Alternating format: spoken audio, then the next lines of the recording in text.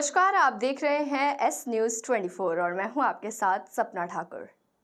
विक्रम विश्वविद्यालय की प्रणाली और जैव प्रौद्योगिकी अध्ययनशाला में 10 जून 2022 को सुबह 12 बजे विशिष्ट व्याख्यान का आयोजन किया गया है, जिसमें हैदराबाद की उस्मानिया विश्वविद्यालय के प्रधानाध्यापक प्रोफेसर सी मनोहराचार्य ने छात्रों को बायोलॉजी से बायोटेक्नोलॉजी विषय पर व्याख्यान दिया। प्राणिकी एवं जैव प्रौद्योगिकी अध्ययनशाला द्वारा दिनांक 10 जून 2022 को विशिष्ट व्याख्यान का आयोजन किया गया, जिसमें हैदराबाद उपस्थित उस्मानिया विश्वविद्यालय के प्रोफेसर ने बढ़ चढ़कर हिस्सा लिया और बच्चों को बायोलॉजी से बायोटेक्नोलॉजी के बारे में ज्ञान दिया। कार्यक्रम की अध्यक्षता विक्रम विश्वविद्यालय के प्रोफेसर कुलपति अखिलेश कुमार पांडे ने की। उन्होंने बताया कि प्रोफेसर मनोहराचार्य वर्तमान में नेशनल साइंस अकेडमी में वरिष्ठ वैज्ञानिक के रूप में पदस्थ हैं। पूर्व में ये ओरिएंटल विश्वविद्यालय इंदौर के कुलपति रह चुके हैं। जो मैं लेक्चर दे रहा हूँ बायोलॉजी टू बायोटेक्नोलॉजी, ये बायोलॉजी होता है ये प्लांट्स के बारे में और एनिमल्स के बारे में और जीव वैविध्य के बारे में मैं जो है ना बहुत अच्छा मटेरियल के साथ मैं बच्चों को समझाया हूँ। और जो पौधे हैं, जो माइक्रोब्स है, जो मशरूम्स है, जो सोसाइटी को कैसा हेल्प करता है, मेडिसिन में कैसा हेल्प करता है, फार्मास्यूटिकल में कैसा करता है और अपने जीवन में ये कैसा मुख्य पात्र कैसा चलाते हैं, ये सब जो है ना वो लोगों को समझाएं। और मॉलिक्यूलर बायोलॉजी जो जेनेटिक्स बोलते हैं, जीन्स कैसे एक ऑर्गेनिज्म से दूसरा ऑर्गेनिज्म्स को, एक जीवी से दूसरे जीवी को कैसा चेंज करते जाते और अच्छे हाइब्रिड्स जो पैदावार करने के लिए, अच्छा पैदावार देने के लिए कैसा चेंज करता है, वो टेक्नोलॉजी पूरा समझाए। ये सब जो है ना मानवाళि के जो है मानव अभ्युन्नति के लिए बहुत अच्छा काम आएंगे। आइंदा जो है ना जीवा वैविध्य को जो है ना कंजर्वेशन करना चाहिए, प्रोटेक्ट करना चाहिए। नहीं तो जो है ना अपना देश से और कोई लेके जाएंगे, उसको यूज़ करेंगे और वहाँ मैन्युफैक्चर करके वो लोग अपने को मेडिसिन वगैरह अपने को बेचेंगे। अपने पास ही जो है ना अपने मेडिसिन अपने पौधे से निकालना पड़ेगा। अपने बच्चों के लिए आइंदा 21वीं सेंचुरी के लिए जो नए बच्चे आ रहे हैं वो लोगों के सुविधा के लिए, सुख दुख लेने अच्छा करने के लिए, वो लोगों का हेल्थ बढ़ाने के लिए, उसका माइंडसेट बढ़ाने के लिए ये सब ये बायोटेक्नोलॉजी बहुत अच्छा काम आएंगे। और पौधे के बारे में, एनिमल्स के बारे में स्टडी करना ज़रूरी है। ठीक है।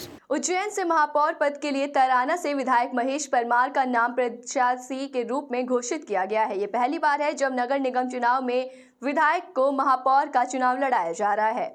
इससे पहले महापौर प्रत्याशी पर बैरवा समाज से उम्मीदवार खड़े होने की मांग लगातार की जा रही थी। इसके लिए समाज का प्रतिनिधिमंडल गुरुवार को भोपाल में प्रदेश अध्यक्ष कमलनाथ से भी मिले थे। कांग्रेस अध्यक्ष कमलनाथ ने विधायक महेश परमार के नाम पर मुहर लगा दी और कांग्रेस महापौर प्रत्याशी के लिए महेश परमार का नाम फाइनल हो गया। वहीं प्रत्याशी के रूप में महेश परमार ने महाकाल का आशीर्वाद लिया और कहा कि प्रदेश कांग्रेस पार्टी सभी धर्मों को सम्मान देती है। विधायक परमार ने कहा कि उज्जैन नगरी सांस्कृतिक और धार्मिक नगरी है। सब मिलकर ऐसा प्रयास करेंगे कि उज्जैन नगरी का नाम पूरे विश्व में हो। का परचम लहराएंगे। सबसे पहले तो मैं बाबा महाकाल के चरणों में नमन करते हुए हमारे मध्य प्रदेश कांग्रेस कमेटी के अध्यक्ष पूर्व मुख्यमंत्री माननीय कमलनाथ जी को धन्यवाद देता हूं और उनका आभार मानते हैं कि उन्होंने एक योग्य, कर्मठ और कांग्रेस के प्रति समर्पित जुझारू माननीय महेश परमार जी को यहाँ पर महापौर का टिकट दिया है। हम सब मिलकर जितने विभिन्न मुद्दे हैं, लोकल मुद्दे हैं, जैसे आज आप देख रहे हैं महाकाल का सौंदर्यीकरण हो या फिर टाटा प्रोजेक्ट हो या फिर बिजली के बिल की समस्याएं हो, हम विभिन्न लोकल मुद्दों को लेकर काम करेंगे और जनता के बीच जाएंगे। और निश्चित ही रूप से इस बार हम मेयर भी हमारा कांग्रेस का बनेगा और बोर्ड भी हमारी कांग्रेस की बनेगी और 2023 में पुनः मध्य प्रदेश में माननीय कमलनाथ जी को मुख्यमंत्री बनाएंगे। घोषित कर दिया गया है, बाबा महाकाल के दर्शन करने आए, क्या योजनाएं रहेगी, क्या मुद्दों को लेकर आप जनता के बीच पहुँचेंगे? सर्वप्रथम तो जय श्री महाकाल सब समस्त उज्जैन वासियों को। और आज मैंने चिंतामण गणेश जी महाराज के दर्शन के भगवान महाकाल के शरणों में आया हूँ। हमारी पहली प्राथमिकता रहेगी कि हमारी ऐतिहासिक पौराणिक जो भगवान महाकाल की नगरी और इस सांस्कृतिक परंपरा को कैसे आगे बढ़ाएं, इस गौरवशाली परंपरा कैसे आगे बढ़े और पूरे हिंदुस्तान में भगवान महाकाल की कृपा से उज्जैन का नाम सर्वप्रथम कैसा, ये हमारी प्राथमिकता रहेगी। हम बिंदुवार हमारे शहर कांग्रेस अध्यक्ष जी और पूरे कांग्रेस के साथियों के साथ मिलकर एक ऐसा एजेंडा बनाएंगे कि पूरे विश्व में जो एक तीर्थ जैसा महापर्व होता है, भगवान महाकाल की ये नगरी है और इस ऐतिहासिक और जो देवतुल्य भूमि है, पूरे विश्व में इसका नाम किए सो ऐसी कार्य योजना हम सब मिलकर बनाएंगे। उज्जैन के नगर वासियों के आशीर्वाद से, भगवान महाकाल के आशीर्वाद से और माँ क्षिप्रा मैया की कृपा से हम सब लोग मिलकर एक नया उज्जैन बनाएंगे। ऐसे हम सब लोगों का सुखी का प्रयास रहेगा। 30 सेकंड की आप दे दो। अंकपात क्षेत्र में स्थित प्राचीन सप्त सरोवरों में एक श्री पुरुषोत्तम सागर निर्जला एकादशी की विशेष तिथि पर शुक्रवार शाम 4:30 बजे 51 वैदिक ब्राह्मणों द्वारा भगवान विष्णु की 4000 वर्ष प्राचीन प्रतिमा का विशेष पूजन अभिषेक किया जाएगा। बाबा गुमान देव हनुमानगढ़ी के गादीपति ज्योति विंद चंदन व्यास ने बताया कि आयोजन पर ब्रह्मलीन ज्योतिर्विद पंचांगकर्ता पंडित श्याम नारायण व्यास की स्मृति में होगा। पंडित व्यास के अनुसार पुरुषोत्तम सागर का विशेष महत्व है और भगवान कृष्ण की चरण रज इस स्थान को प्राप्त है। भगवान कृष्ण की बारात इस स्थान पर रुकी और भगवान ने मालपुए का नैवेद्य लगाया था। एकादशी पर इस स्थान पर पूजन का विशेष महत्व है। साकेतवासी श्री श्री 1008 श्री महंत किशोरदास जी महाराज की पावन पुण्य स्मृति में, महंत श्री दिग्विजय दास जी महाराज के पावन सानिध्य में और आप इस कथा के आयोजक के इस पावन आयोजन उनकी पुण्य स्मृति में किया गया है, जो 4 जून से 10 जून तक, आज 10 जून को कथा का विश्राम हुआ है। कल इस कथा के उपलक्ष्य में महाप्रसादी भंडारे का आयोजन प्रातः 11 बजे से होगा।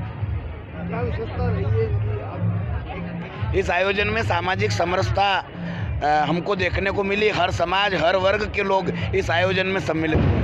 कल समारोह में निकाला जा रहा है क्या? इस कथा की विदाई के अवसर पे गया कोटा तक ये शोभा यात्रा जाएगी। अभी कितने वर्षों से यह कार्यक्रम आयोजित किया जा रहा है? इस बार तो ये प्रथम वर्ष श्रीमद् भागवत कथा का आयोजन है। महाराज श्री अनेक आयोजन इस मंदिर पे करते रहते हैं, सर्वजन हिताय सर्वजन सुखाय के उद्देश्य को लेकर। पंडित अर्जुन गौतम। वहीं उज्जैन में कांग्रेस के पदाधिकारियों के लगातार पद बदले जा रहे हैं, वहीं नई नियुक्तियां की जा रही है। इसी क्रम में ग्वालियर से आए कांग्रेस के जयराज चौहान ने आज कांग्रेस कार्यालय में पहुंचकर मनोहर गौहर को मध्य प्रदेश कांग्रेस कमेटी सफाई मजदूर कामगार प्रकोष्ठ भोपाल द्वारा उज्जैन में भी कांग्रेस कमेटी सफाई मजदूर का जिला अध्यक्ष पद दिया गया। इसी के साथ जो सफाई मजदूर हैं वे काफी बिछड़ गए हैं, उन्हें भी सारे अधिकार मिले और इन्हें भी सारे अधिकारों के साथ चुनाव लड़ने का मौका मिल सके। वहीं ग्वालियर से आए कांग्रेस के जयराज चौहान ने भाजपा पर गंभीर आरोप लगाते हुए कहा कि भाजपा ने सफाई मित्रों को आगे नहीं बढ़ने दिया। वहीं अब कमलनाथ सरकार एक प्रकोष्ठ बनाकर इन सभी का ध्यान रखेगी, इन अधिकार दिलाएगी। कांग्रेस कार्यालय में उपस्थित रहे शहर अध्यक्ष रवि भदौड़िया, मल्हारगढ़ जिला अध्यक्ष मजदूर कामगार प्रकोष्ठ कैलाश चावरे, बलराम नगर कैलाश चंद्र धावड़ी समेत कई लोग उपस्थित रहे। पिछले 20 साल में भारतीय जनता पार्टी मध्य प्रदेश के अंदर शासित है।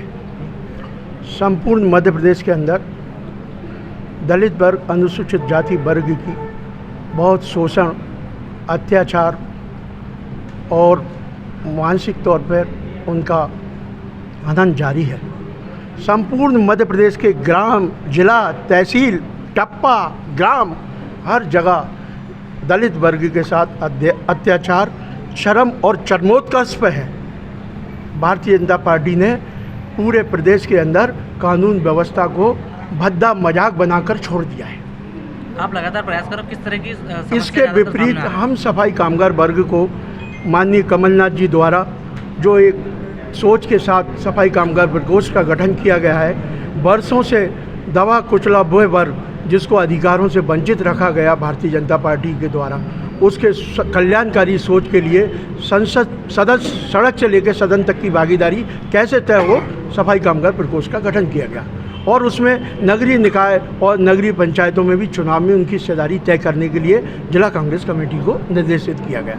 हम लोग ये चाहते हैं कि मध्य प्रदेश का सफाई मजदूर कामगार प्रकोष्ठ और सफाई कामगार वर्ग जो कि वर्षों से, पीढ़ियों से कांग्रेस के प्रति समर्पित रहा है, आशावान, निष्ठावान रहा है, कांग्रेस पार्टी उन्हें अपने अधिकार दिलाने के लिए अपने पार्टी स्तर पर जो कार्य कर रही है वो तो कर ही रही है, लेकिन शासन में भारतीय जनता पार्टी द्वारा रचित सुनियोजित षड्यंत्र को बेनकाब करने के लिए हमको सड़क से सदन तक की भी लड़ाई लड़नी पड़ी तो हम लड़ने को तैयार हैं। हम उस हक और अधिकार के लिए समाज के अंतिम छोर के इस बिंदु के पास खड़े हुए व्यक्ति के पास जाएंगे जिसका हक और अधिकार भारतीय जनता पार्टी ठेका व्यवस्था, उसकी शिक्षा व्यवस्था खराब करके, उसकी रोजगार व्यवस्था बेरोजगारों के साथ खराब करके, उसका जीवन यापन में स्तर सुधार नहीं किया जा रहा, उसका पारिवारिक शोषण बदस्तूर जारी है। इन सब व्यवस्थाओं के खिलाफ हम संघर्ष कर रहे हैं और अपने पार्टी के माध्यम से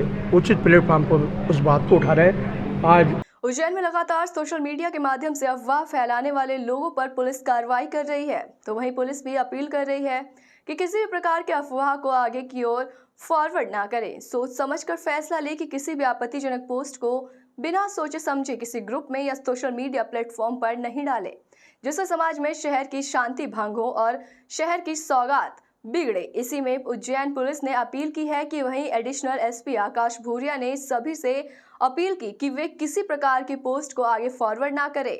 सांप्रदायिक या हिंसक पोस्टों को व्हाट्सएप ग्रुप, सोशल मीडिया आदि प्लेटफॉर्म पर ना दे ध्यान दे और ना ही आगे की ओर फॉरवर्ड करें। ऐसा कोई करता है तो पुलिस को सूचना भी दें। उज्जैन पुलिस लगातार सोशल मीडिया पर ध्यान कोचिंग कर रही है। आपत्तिजनक पोस्ट करने वालों के खिलाफ सख्ती से कार्रवाई होगी। उज्जैन जिले की समस्त जनता से ये अपील करना चाहता हूँ कि सोशल मीडिया पर चल रहे किसी भी प्रकार के सांप्रदायिक सौहार्द बिगाड़ने वाले मैसेजों को अवॉइड करें, उनको किसी तरह से अन्य ग्रुपों में फॉरवर्ड ना करें। इस तरह के कोई भी वीडियो जो कि आपत्तिजनक हो, अगर आपके संज्ञान में आते हैं तो तत्काल संबंधित पुलिस स्टेशन पे उसकी रिपोर्ट करें। साथ ही साथ सांप्रदायिक सौहार्द और शांति का वातावरण बनाने में उज्जैन पुलिस का सहयोग करें। इस तरह के मैसेजेस अगर किसी भी ग्रुप में चलते पाए जाते हैं या किसी के द्वारा इसे फॉरवर्ड किए जाते हैं तो उसके संबंध में आईटी एक्ट की विभिन्न धाराओं में ग्रुप एडमिन तथा उस मैसेज को फॉरवर्ड करने वाले के खिलाफ में विभिन्न धाराओं में कायमी की जाएगी। अतः मेरा विनम्र अनुरोध है कि किसी भी तरह की भड़काऊ पोस्ट या भड़काऊ या आपत्तिजनक वीडियोस आप किसी भी ग्रुप में फॉरवर्ड ना करें, और अगर इस तरह के वीडियोस अगर आप किसी ग्रुप में पाते हैं तो उसकी सूचना तत्काल संबंधित पुलिस स्टेशन डायल 100 तथा उज्जैन पुलिस कंट्रोल रूम के नंबर पर सूचना देने की कृपा करें। धन्यवाद। मोहम्मद पैगंबर साहब पर विवादित टिप्पणी के बाद देश भर में कई शहरों में शुक्रवार को मुस्लिम समाज ने नमाज अदा करने के बाद प्रदर्शन किया, जिसके बाद देश के कई शहरों में हिंसक वारदात हुई, जिसमें 2 व्यक्ति की मौत भी हो गई है। इसके बाद देश भर में कई शहरों में आपत्तिजनक चीजें भी देखने को मिली, अतिरिक्त फोर्स लगाना पड़ा। उज्जैन में भी अलर्ट के बाद अल्पसंख्यक इलाकों में पुलिस ने भारी पुलिस फोर्स तैनात किया। एसएसपी सहित पुलिस के आला अधिकारी क्षेत्र में मौके का जायजा लेते रहे। नुपुर शर्मा की विवादित टिप्पणी के बाद देश के कई इलाकों में हिंसा की खबरें आई, तो उज्जैन में भी शहर बंद का फेक मैसेज वायरल होने लगा, जिसको गंभीरता से लेते हुए एसएसपी सत्येंद्र शुक्ल ने शहर के संवेदनशील इलाकों में पुलिस फोर्स की तैनाती की। वहीं वो खुद बेगम बाग, तोपखाना जैसे क्षेत्रों में भ्रमण करते हुए दिखाई दिए। मीडिया से बात करते हुए शुक्ल ने बताया कि शहर के कई इलाकों में बंद के मैसेज चले जो कि बिल्कुल भी सही नहीं थे। इससे शहर में अशांति और भय का माहौल बनता है। इसी को लेकर फोर्स तैनात किया गया। फिलहाल शहर में शांति बनाए रखने के लिए अतिरिक्त फोर्स भी तैनात की गई। उज्जैन के हरी फटक ओवर ब्रिज के चौराहे पर होटल अमलतास में देर रात आग लग गई, जिसमें एक फैमिली ठहरी हुई थी। गुजरात के रूम में लगे एसी में लगी आग फायर ब्रिगेड ने मौके पर पहुंचकर आग बुझाने में काबू पाया। बता दें कि ये आग बहुत ज़्यादा फैल गई थी, जिससे कि होटल में ठहरी फैमिली काफ़ी डर गई थी, जिसमें गुजरात से आए जिगर पटेल उनकी फैमिली को दर्शन कराने उज्जैन आए थे। परिवार प्रेसिडेंट में रुका हुआ था और जिगर होटल अमलतास में रुके हुए थे, लेकिन देर रात एसी में चिंगारियां निकलने लगी तो गद्दे में आग पकड़ ली, जिसके कारण रूम में आग लग गई। आग तुरंत जैसे ही फैलने लगी वैसे ही होटल में ठहरे गुजराती परिवार को तुरंत बाहर निकाल दिया गया। वहीं फायर ब्रिगेड मौके पर पहुंची, जिसने आग पर काबू पाया। ये आग लगने का कारण एसी में शॉर्ट सर्किट बताया जा रहा है। किस तरीके से घटना हुई? ये अभी तो कुछ समय पहले सूचना मिली निगम कंट्रोल रूम को कि अमलतास होटल में आग लग गई है। जैसे ही सूचना मिली हमने 2 फायर फाइटर वहाँ से निकाले और आग पे काबू पा लिया होटल। क्या कारण सामने आ रहे हैं? शॉर्ट सर्किट है। काय में हुआ शॉर्ट सर्किट? एसी में किसने आग पकड़ ली? फिर गद्दे ने आग पकड़ ली थी, पर नॉर्मल घटना थी। पर काबू पा लिया जल्दी। आपका नाम बताइए। दीपक कुशवाहा। ऐसे तमाम बड़ी खबरों के लिए देखते रहिए एस न्यूज़ 24।